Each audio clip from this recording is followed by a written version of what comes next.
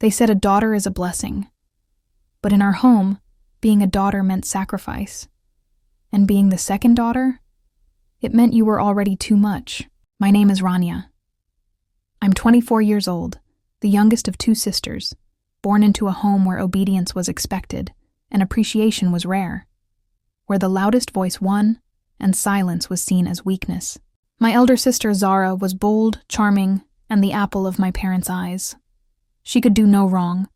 I was quiet, obedient, and careful, which made me invisible. Growing up, I noticed it in the little things. If Zara wanted something, it magically appeared. If I needed something, I had to explain myself. Why do you need extra books? Can't you borrow from someone? Why would you want art class? That's a waste of money. I remember the time Zara failed a math exam. My parents hugged her and said, "Marks don't define you." When I got second place instead of first, my father's words were sharp. What happened this time? Were you distracted again? At 12 years old, I began to understand that love in my house was not unconditional. It had terms. It had favorites. Still, I tried. I cooked when Amma was sick. I stayed up tutoring cousins.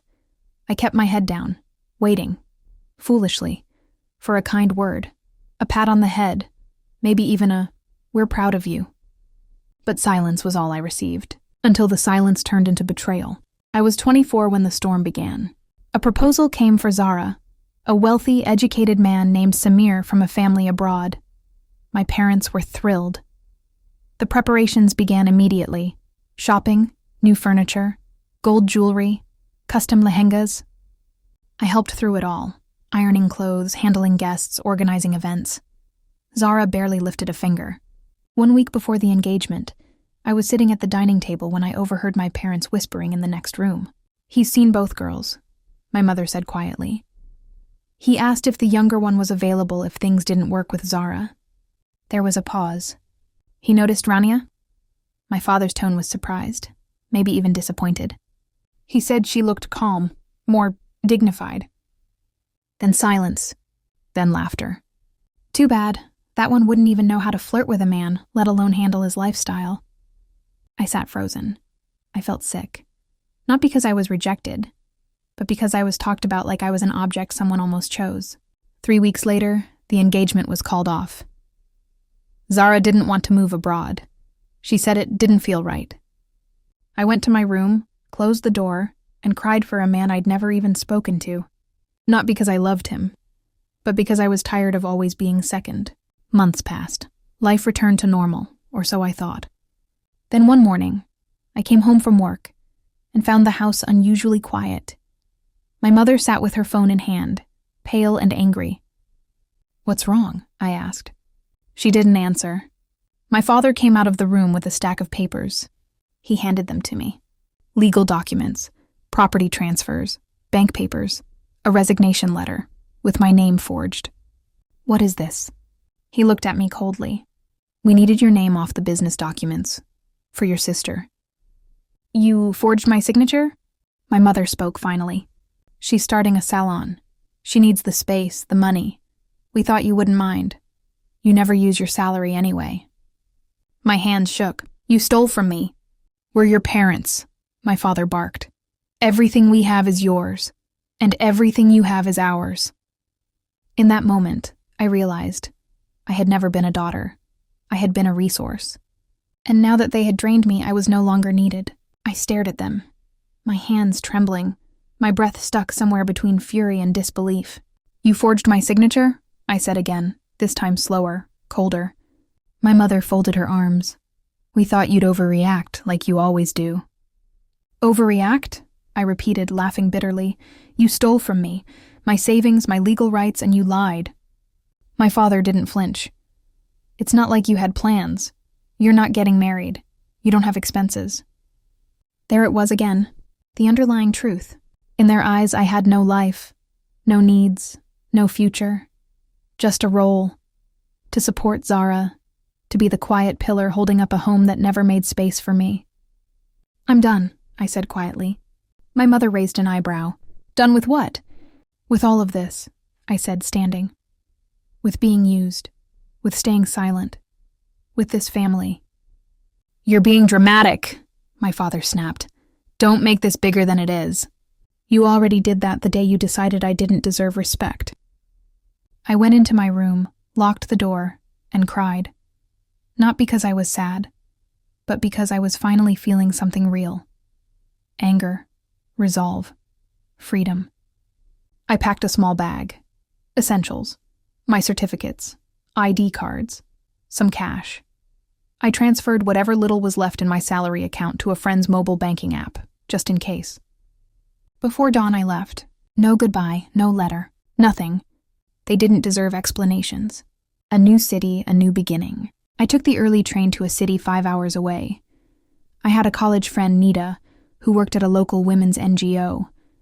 When I called her, she didn't ask questions. She just said, "Come. We'll figure it out."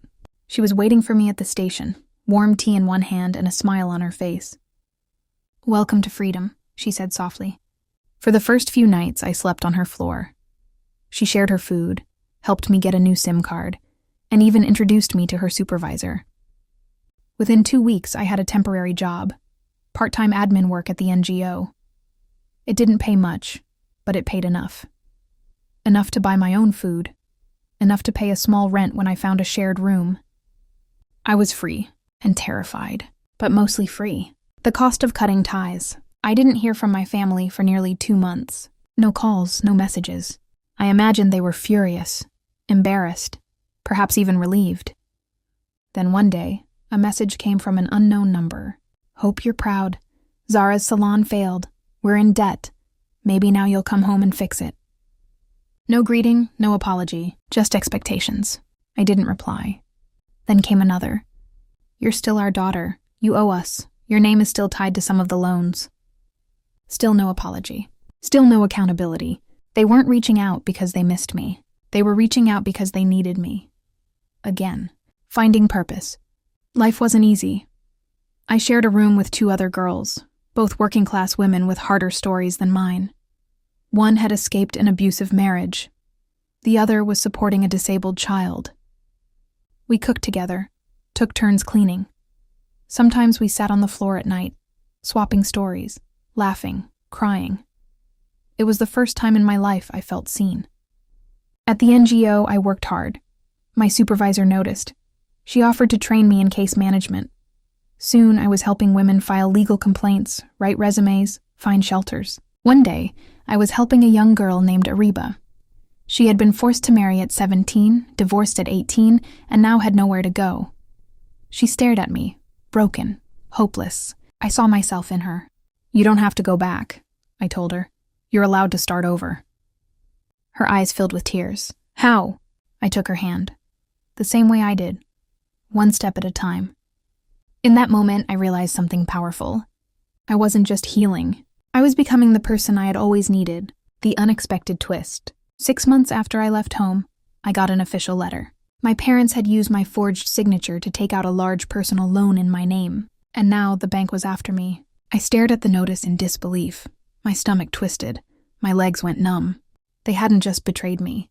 They were trying to destroy me. Once the investigation began, everything started unraveling. Turns out they had taken not 1, but 3 loans using forged documents under my name. My job nearly let me go out of fear of legal backlash, but my supervisor backed me. The court issued a freeze on my credit record. I couldn't apply for housing or loans for months. But slowly the truth started to work in my favor. Handwriting experts confirmed forgery. My employment records proved I was never present when the papers were filed. The bank, under pressure, admitted it had failed to verify signatures properly. My parents received a formal notice of financial fraud. They begged for a settlement. I refused, choosing peace over pity. Zara called me one night, sobbing. "You've destroyed the family," she said. "Amma barely eats. Abba's business is collapsing." I let her talk. When she was done, I said, "I didn't destroy the family. I just refused to be their foundation anymore." She went silent. "You had years to stand up for me. You didn't. So now you don't get to ask me for softness." I hung up, and I didn't feel guilty. Healing slowly. The case lasted almost a year. I still worked. I still helped women. I still cried some nights. But slowly, I started laughing more, sleeping better. I even began therapy through a subsidized clinic. I learned how to say no.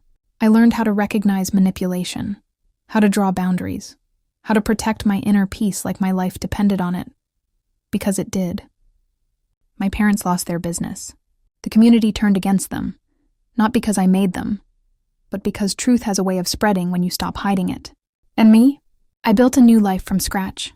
A life with no borrowed names, no stolen trust, no forged smiles, just truth, just freedom, just me. Return of the sister, where Zara reappears, not for forgiveness, but for her own reasons. Parents exploiting daughters financially is more common than you think, the lawyer said flatly. But it doesn't mean they'll get away with it.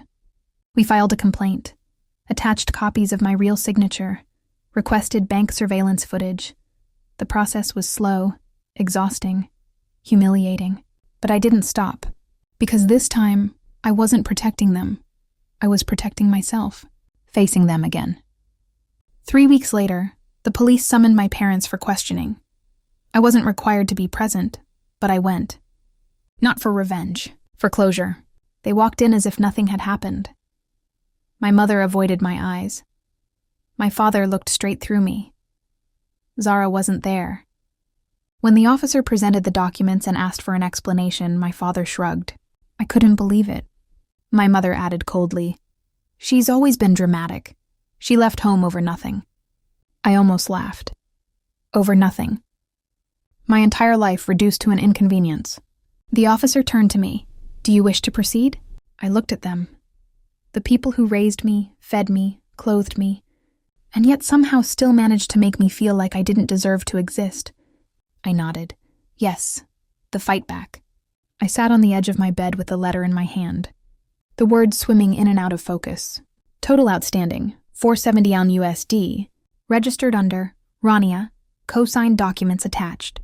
Legal action pending. This wasn't just a betrayal. This was theft, fraud, and an attempt to destroy the life I was just beginning to build. And the worst part? It wasn't even shocking. Somewhere deep down, I had always known they'd go this far. I walked into the NGO office the next morning, pale and shaken. Nita took one look at me and pulled me aside. I handed her the letter. Her eyes widened as she read. "This is criminal, Rania. You could be blacklisted. You could be arrested, I know, but you didn't sign this, right?" I shook my head. "They forged it. Again." She didn't ask how I knew. She just believed me, which meant everything in that moment. Nita marched me straight to the legal team. They had handled abuse cases, housing cases, custody battles. Mine was different, but not new to them. A lawyer named Farah adjusted her glasses as I placed the letter on her desk. She read slowly, methodically, her eyes scanning every detail, with the precision of someone who had seen many ruined lives pinned to paper. When she reached the end, she exhaled sharply. "Forgery, fraud, identity misuse, debt entrapment," she listed, ticking off invisible boxes. "This is a full case file by itself." "I don't know what to do," I admitted. "I can't pay this, and I didn't sign anything." Farah leaned forward. "Then you fight." "But they're my family," I said quietly, the words burning on my tongue. Farah didn't soften. She didn't give me the gentle treatment I had been drowning in for months. "They are adults who committed a crime," she said. "Family is not a shield." I swallowed hard. "Listen," she continued firmly. "You didn't create this mess, but you are the one who can end it." Her conviction wrapped around me like armor I didn't know I needed. "We've handled cases like this before," Nita added. "Maybe not exactly the same, but close." Farah nodded. "First, we contest the debt. Then we file a forgery claim. After that, we request a protective order preventing any further financial activity under your name." My heartbeat stuttered. A protective order? Against my own parents. It sounded impossible. It sounded necessary. "Do you want to proceed?" Farah asked. The same question the officer had asked. I thought of everything. The nights I spent hungry. The names. The threats. The hands that pretended to comfort and controlled instead. The "you owe us your life" disguised as love. I thought of the letter in my trembling hands. I inhaled slowly. "Yes," I said. The room felt still, like a storm gathering its strength. Farah lifted the document again. "Then we start today. You're not alone anymore.